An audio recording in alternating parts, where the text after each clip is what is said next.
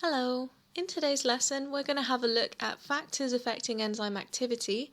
This is going to include pH, enzyme, and substrate concentrations. So our learning objectives are to explain the effects of pH on enzyme activity. We're going to calculate the initial rate of reaction from a graph and also look at the effects of enzyme and substrate concentration on enzyme activity. So the first thing that we need to get familiar with is this graph here for pH. And what we can see on the bottom is we've got a range of pHs between 2 and over 10, and the rate of reaction is shown without units on the y-axis. We've got two enzymes present, pepsin and trypsin. And where you notice their peak, we can call that the optimum. And if we read down the graph to the x-axis, it shows us where their optimum pHs are for their function. So this is the pH where they're going to be working the best. They're going to be having the most enzyme substrate complexes, processing their reactions a lot faster than around the optimum on either side. So let's look at our first bit. Each enzyme also has an optimum pH at which it functions best. And the reasons why this is going to happen is because it's affecting this position in the middle here, where we're stopping our substrate from binding effectively to the active site of the enzyme. So this can happen if we change the pH, because we know that pH is going to affect the ionic bonds holding that substrate to the active site. So we're thinking about the interaction in the active site between the enzyme and the substrate. And it can also affect the tertiary structure of the whole enzyme as a protein. So if we denature that active site, we know that's going to change the shape. And if we change the shape of the active site, it's no longer specific. This means it won't be able to bond to the substrate properly. Based on this, we have a question. Enzymes produced by microorganisms are responsible for spoiling food. Using this fact and your knowledge of enzymes, can you suggest a reason why some foods such as onions are preserved in vinegar? Think of what the effect of a substance such as vinegar might have on the pH.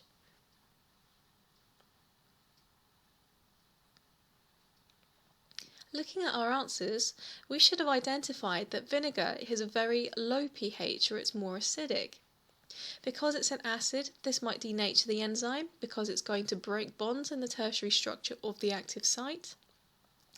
Alternatively, it's going to affect that bit on the diagram we looked at, where we're changing the charges of the R group on the active site and substrate, preventing enzyme-substrate complexes from forming. If the enzyme isn't working, if the enzyme can't form enzyme-substrate complexes, the food cannot be spoiled. So mark yourself out of these 4 points that we've got and see how you did. The next thing that we're going to look at is how you calculate an initial rate of reaction. And we have a graph here. It doesn't matter really what's on each axis, it's just showing you a curve. And what we're going to focus on is this first part here, because this is the first part where we see the rate of reaction increasing from 0 upwards. It's the initial rate of reaction. What we're going to look at is how steep the gradient is of that line we've drawn.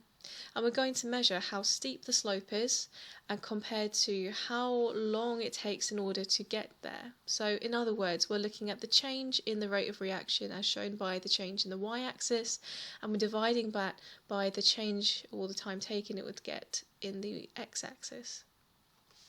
So you have an example in your booklets that looks a bit like this. And what we're going to do is draw those same lines on. So we've got the initial rate of reaction with A, where we're starting from the origin and we're plotting upwards based on the initial trend. And I want you to take a moment in your booklets to do the same for line B. After you've drawn that line, what you're going to do is read off the change in Y and the change in X, divide them, and we'll calculate our rates of reaction.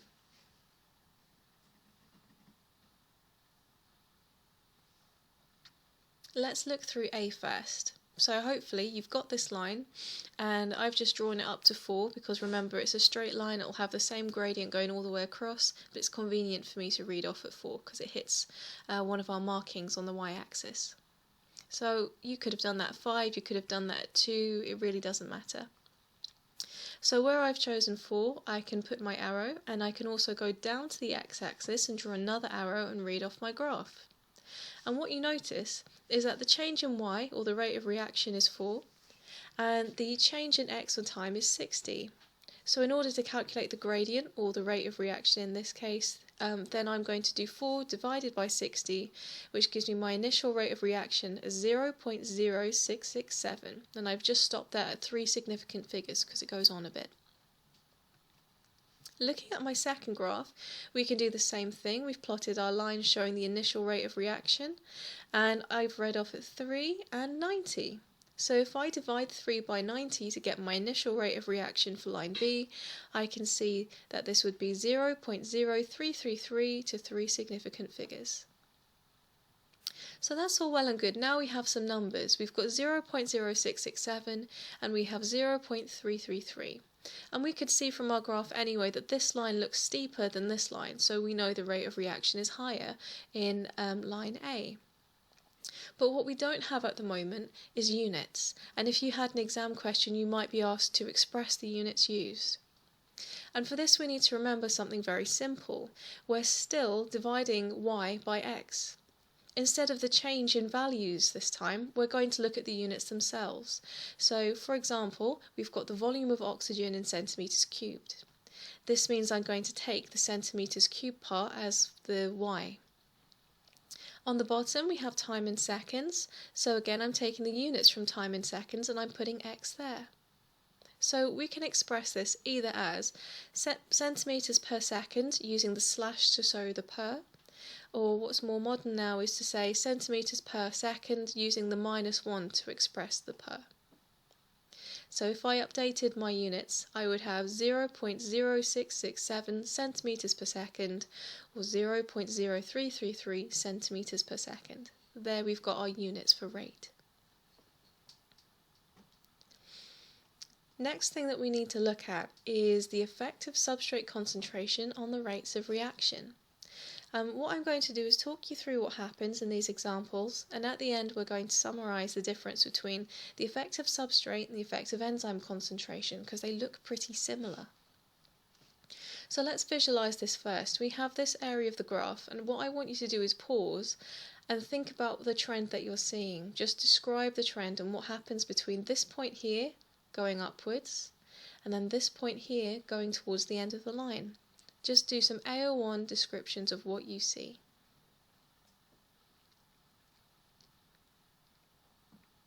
Let's look through. So starting off at the bottom, we notice that the substrate concentration is very low. So you notice that there's only 2 substrate molecules shown here, and we have the enzyme shown in purple being empty. Its active site is not filled. As we go up to the top, we can see that the rate of reaction increases, and we've got more and more enzymes that are filled up with substrate. Thinking of the word that we would need to use, we can phrase this by saying some active sites are free at lower substrate concentrations in the beginning. And this trend going upward shows us that increasing the substrate concentration also increases the rate of reaction. And we know this happens because instead of just saying the substrate fits inside the enzyme, we can say that we are increasing the rate of enzyme-substrate complex formation. So wherever you see this purple and blue bit joined, we've got an enzyme-substrate complex formed. So that explains moving upwards until we hit this sort of plateau. And this is because our substrate concentration now is quite high. We've got excess substrate floating around, but all the active sites of the enzyme are occupied. So we can say the maximum rate of reaction is approached as all active sites are now occupied by the substrate. This means that the rate of reaction is now limited by the enzyme concentration. So it's very clear looking at this picture here that we have too much substrate, there are not enough enzyme molecules. We really need more active sites in order to break down these extra substrates. So that's what I mean when I say it's limited by enzyme concentration. Looking at enzyme concentration, we can think of something similar. If you're feeling confident and based off what we've talked about over here, I'd like you to try and explain what is happening through each phase of this graph. Draw some pictures for yourself if it helps you. Everyone else, you're going to just start by describing the trends that are shown. So what do you see going between these 2 points, and then cutting off here and looking at what happens after that.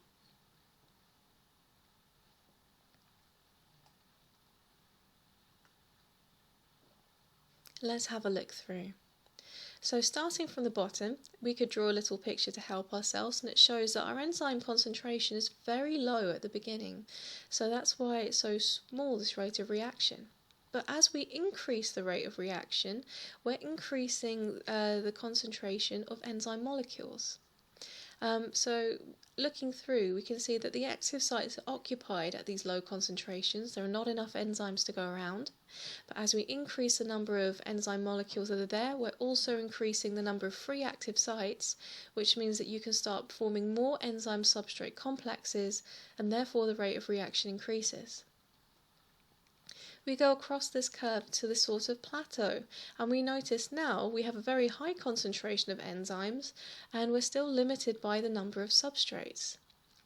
So the difference is here that we start off with not enough enzymes, not enough reactive sites to form as many enzyme substrate complexes as possible, and then we end up being limited by the amount of substrate that's available because we have too many active sites free and not enough substrate to fill them. Now, it's an important point to pause here and think, is it correct to say that the rate of reaction decreases? So when you hit this phase over here, I'd like you to pause and think about, does the rate of reaction decrease when there's too many active sites? Our answer to this is no, it doesn't. It's quite surprising, you might think, given that the rate of reaction isn't increasing anymore, but that's what's important to point out. It's a plateau. You are still having roughly the same rate of reaction going through. You might end up eventually with a flat line, but that flat line is not on zero. If you read across to your rate of reaction label on the y-axis, you would record this figure, which we can clearly see is much higher than a decreasing rate of reaction, which would be any point below it. If you're saying the rate of reaction decreases, what you're actually saying is that you hit this point where you get this curve and then the reaction goes back down again, like it would for temperature or pH. But this does not happen. It would not be correct to say that the rate of reaction is decreasing. It's important to instead say that the rate of reaction is remaining constant, or it would plateau. So we've looked through a fair number of things now. Let's take a moment to summarise for ourselves what's happening. So find this table in your booklets, and what I'd like you to do is summarise in that initial phase when the rate of reaction is increasing, what happens when it's a graph to do with enzyme concentration, or what happens when it's a graph to do with substrate concentration. Likewise, when we hit that plateauing point, why is this happening when we have high concentrations of substrate versus why does the plateau occur when we have a high concentration of substrate?